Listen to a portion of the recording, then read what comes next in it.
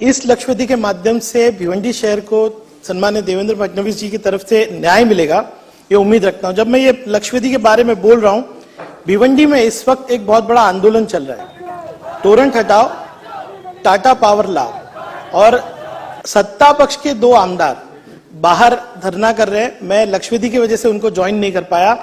और अध्यक्ष महोदय, क्यों ये हो रहा है, ये आज मैं अपने लक्षवेदी के माध्यम से साबित करूंगा। अध्यक्ष महोदय, अप्रैल महीने में शासन ने MERC के ऑर्डर के माध्यम से 2.9% बिजली के रेट बढ़ा दिए। दिखने में तो 2.9% लग रहा है, लेकिन फिक्स चार्जेस और अगर दूसरे चार्जेस देखेंगे तो इसका इफेक्ट देवेंद्र जी 7% है।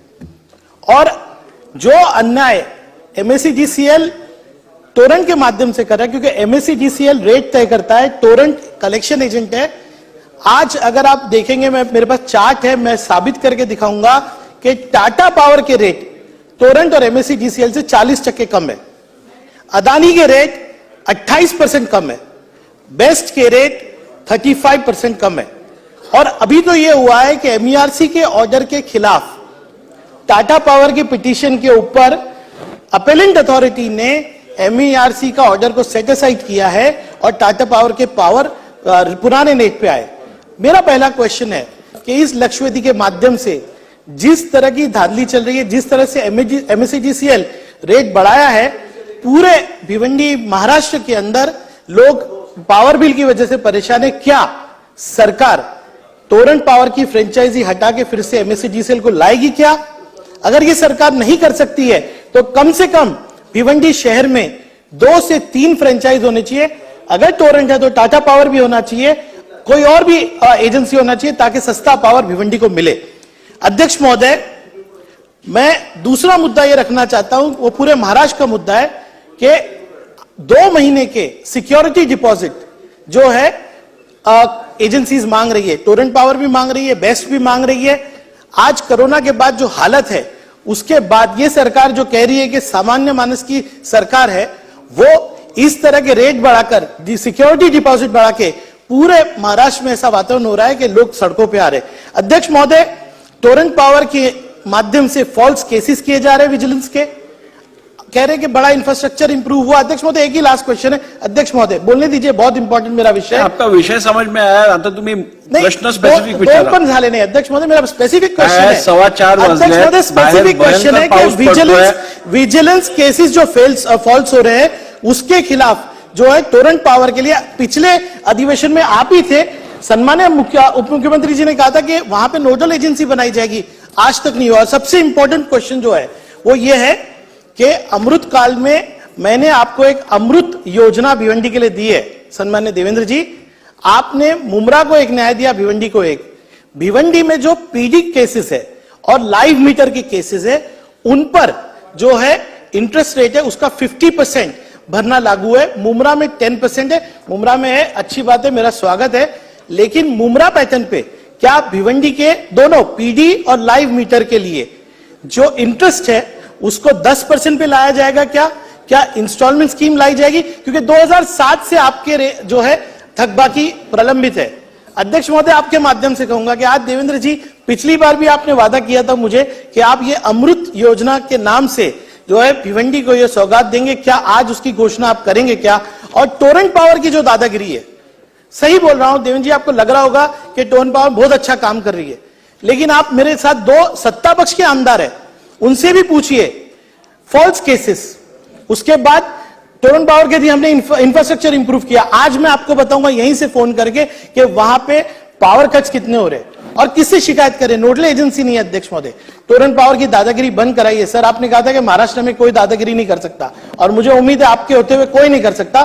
टोरेंट पावर को आप काबू में लाइए और भिवंडी को दीजिए ना दूसरी एजेंसी, टाटा दीजिए। रेट्स आप देखिए, मैंने पूरा चार्ट आपको बना के लाके दिया है, क्योंकि मुझे मालूम है आप आंकड़े के बिगड़ सुनने वाले नहीं है।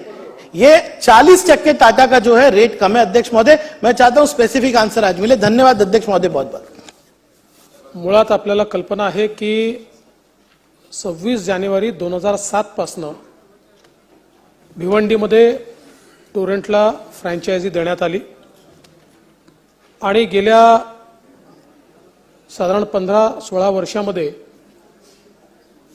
टोरेंटनी या ठिकाणी जे केलेलं काम आहे ते ठळकपणे आपल्याला त्याचा रिझल्ट दिसतोय. जेव्हा त्यांना दिलं तेव्हा वितरण हानी होती 41.85%, ती आता झाली आहे 10.61%. वसुली क्षमता होती 68%, ती आता झाली आहे 99%. आणि एकूण पायाभूत सुविधांवरची गुंतवणूक ही 1016 कोटी रुपये त्या ठिकाणी झालेली आहे. हे होत असताना आपण काही प्रश्न निश्चितपणे उपस्थित केलेले आहेत. पहिला आपला प्रश्न असा आहे की मुंब्र्याला फ्रँचायझी दिली तर त्याच्यामध्ये पिढी करता परमनंट डिस्कनेक्शन करता एक योजना त्याच्या अंतर्गत त्या फ्रँचायझीच्या वेळी आली की थकबाकी किती असली तरी मूळ थकबाकीच्या 110% पैसे. एक योजना त्याच्या अंतर्गत त्या फ्रँचायझीच्या वेळी आली की थकबाकी किती असली तरी मूळ थकबाकीच्या 110% पैसे भरले की त्या ठिकाणी त्यांना परत रिकनेक्शन मिळतं. अर्थात 16 वर्षापूर्वीच्या करारामध्ये हे नव्हतं, हे आताच्या मुंब्र्याच्या करारामध्ये आहे, म्हणून मुंब्र्याला त्याचा फायदा मिळतो आहे. तथापि या ठिकाणी आपण ही मागणी करत आहात. यापूर्वी कपिल पाटील साहेब देखील मला भेटले होते, त्यांनी ती मागणी केली होती की मुंब्र्यासारखंच आम्हालाही या ठिकाणी आपण याचा फायदा द्यावा. मी आज अधिकाऱ्यांची चर्चा केली आणि करारामध्ये थोडा बदल करावा लागेल, पण निश्चितपणे पिढी करता ही जी काही मुंब्र्याला 110%ची योजना आहे ही भिवंडीला देखील लागू केली जाईल. दुसरं, आपण नोडल एजन्सीच्या संदर्भातला जो विषय सांगितला हे खरं आहे, मी आपल्याला सांगितलं होतं, अजून आपण केलं नाही. आपल्याला ओम्बड्समन सारखी एक व्यवस्था त्या ठिकाणी हवी आहे की फ्रँचायझीनी जर त्या ठिकाणी नीट प्रतिसाद दिला नाही तर त्यांची तक्रार करता आली पाहिजे. आजच मी विभागाला सूचना देतोय की त्यांनी अशा परिस्थितीमध्ये, खरं म्हणजे करारात ते असतंच पण त्याचं का पालन झालं नाही मला माहिती नाही, पण त्याची एक एक्सप्रेस्ड व्यवस्था ही त्या ठिकाणी तयार करावी जेणेकरून फ्रँचायझीच्या विरुद्धच्या तक्रारी त्या व्यवस्थेकडे जातील आणि ती व्यवस्था त्या तक्रारींवर त्रयस्थ पद्धतीनं त्या ठिकाणी कारवाई करेल. यासोबत आपण एक अमृत योजना देखील मागितलेली आहे, कारण पिढीचा प्रश्न संपला तरी जे आता चालू आहेत आणि लाईव्ह मीटर आणि ज्यांचं मोठ्या प्रमाणात थकबाकी आहे, तर मागच्या काळामध्ये जसं एक विलासराव देशमुख यांच्या नावाने योजना सुरू झाली होती, अशाच प्रकारची काही योजना ही या ठिकाणी सुरू करता येईल का हा प्रयत्न आपण करू आणि त्यातनं किमान इन्स्टॉलमेंट मिळाले पाहिजे. काही खूप जास्त चक्रवाढ पद्धतीनं जर त्यांच्यावर व्याज लागलं असेल तर ते व्याज कमी झालं पाहिजे. फक्त त्याकरताही फ्रँचायझीशी देखील चर्चा करावी लागेल आणि MERCशी देखील आपल्याला चर्चा करावी लागेल. पण मी विभागाला सांगेन की विभागाने जरूर भिवंडीसारख्या ठिकाणी याचा विचार केला पाहिजे. आपल्याला कल्पना आहे की आपण टेरिफच्या संदर्भात सांगतो, आता विशेषतः भिवंडीचा सगळा भाग हा पॉवरलूमचा आणि इंडस्ट्रीचा भाग आहे आणि या ठिकाणी आपल्याला कल्पना आहे की मोठ्या प्रमाणात आपण सबसिडी देतो. आताही आपण जे 20 किलोवॅट पेक्षा किंवा 27 HP पेक्षा कमी जे युनिट आहे त्यांना आपण 3 रुपये 77 पैशाची सबसिडी देतो आहोत आणि जे 20 किलोवॅट आणि 27 HP पेक्षा जास्त आहेत त्यांना 3 रुपये 40 पैशाची सबसिडी आपण देतो आहोत. म्हणजे जरी इथली वसुली टोरेंट करत असलं तरी देखील सबसिडी मात्र ही आपण राज्य सरकारच्या वतीनं त्या ठिकाणी देतो. दुसरं, आपण मल्टिपल फ्रँचायझीच्या संदर्भातला जो विषय या ठिकाणी सांगितलेला आहे, मुळातच आपला जो कायदा आहे या कायद्याच्या अनुसार मल्टिपल फ्रँचायझी हे अलाउड आहे. तशा प्रकारचं कोणी जर अर्ज केला तर MERC त्या अर्जावर विचार देखील करते. आता त्या ठिकाणी कुठलाही दुसरा अर्ज आलेला नाही. किंबहुना आता एक प्रश्न आमच्यासमोर असा उभा राहिला आहे की ज्या भागामध्ये फ्रँचायझी नाही अशा अनेक ठिकाणी केंद्रीय कायद्याप्रमाणे फ्रँचायझीचे अर्ज आलेले आहेत.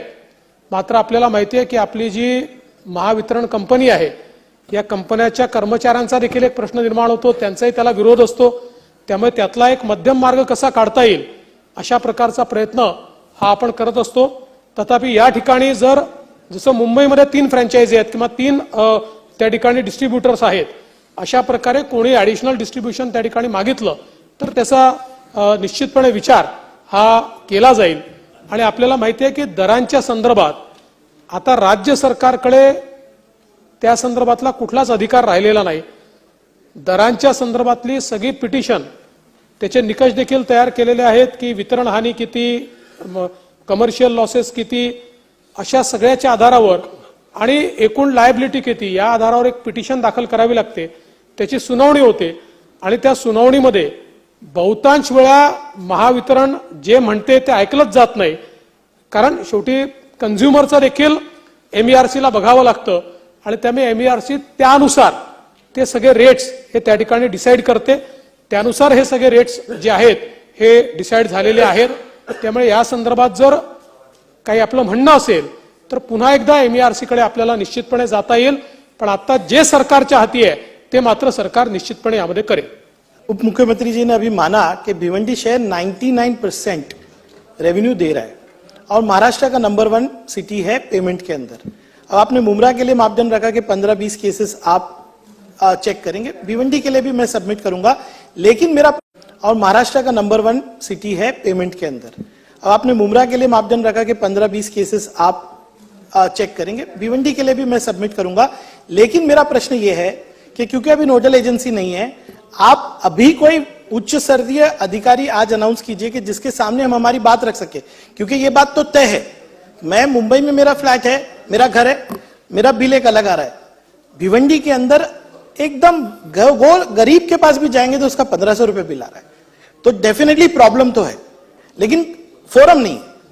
आप हमको फोरम दीजिए, हम आपको साबित करके देंगे कि किस तरह से टोरन का व्यवहार चल रहा है. क्योंकि यहां पर अधिकारी आपको आके बताते, बहुत अच्छे से बताते हैं कि ये बहुत अच्छा चल रहा है. लेकिन जिस तरह सम्मानीय जितेंद्र आवाड़ जी ने कहा ना कि ये एक आक्रोश बन रहा है और ये बाहर आएगा, तो ये सारे इश्यूज को सेटल करने के लिए आप कम से कम एक मेंबर या 2 मेंबर उच्च स्तरीय कोई अधिकारी नियुक्त कीजिए और टाइम बाउंड मैनर में इसका रिप्लाई लाइए. ये मेरा प्रश्न है. धन्यवाद. आपण जे सांगितलं पुढच्या 15 दिवसामध्ये एक उच्चस्तरीय एक अधिकारी किंवा 2 लोकांची कमिटी ही त्या ठिकाणी आपण तयार करू.